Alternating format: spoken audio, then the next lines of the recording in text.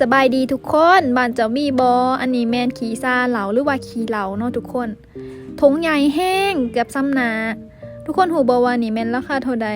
เฉลยก็คือราคา25,000 กีบแต่ว่าได้หลายแห้งและก็แสมแห้ง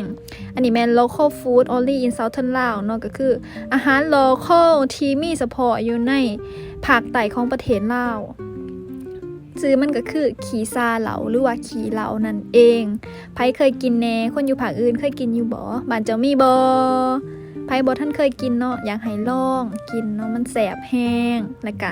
มันเฮ็ดให้เฮาอยากเข้าห้องน้ำยามกลางคืน ถ้าเบิ่งสีหน้าด้วยความแสบบ่ให้ว่า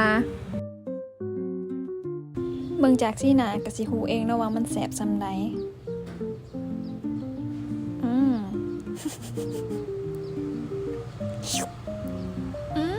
แซ่บอยากให้ทุกคนได้ลองกินเนาะคีซ่าเหลาไปลองเด้อทุกคนแซ่บแห้งใบ